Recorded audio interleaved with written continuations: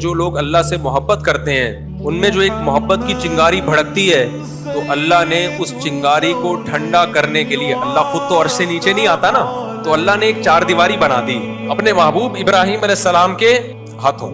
और वो चार दीवारी बना के अल्लाह ने ऐलान कर दिया कि ऐ इब्राहिम, लोगों को बताओ ये किसका घर है? ये मेरा घर है। आप सफर से आते हो, अपने वालिद के घर जाते हो, नानी के घर जाते हो। अब हमें भाई अल्लाह से मोहब्बत है, तो अल्लाह तेरा घर है कहाँ? हम अर्श पे तो नहीं जा सकते। तो अल्लाह ने हम पर, मुसलमानों पर बहुत बड़ा एहसान किया। इतना बड़ा ये अल्लाह का हम पर एहसान है कि इससे बड़ा एहसान शायद हो नहीं सकता। अल्लाह ने कह दिया मैं जमीन पे एक जगह अपना घर बना दूंगा।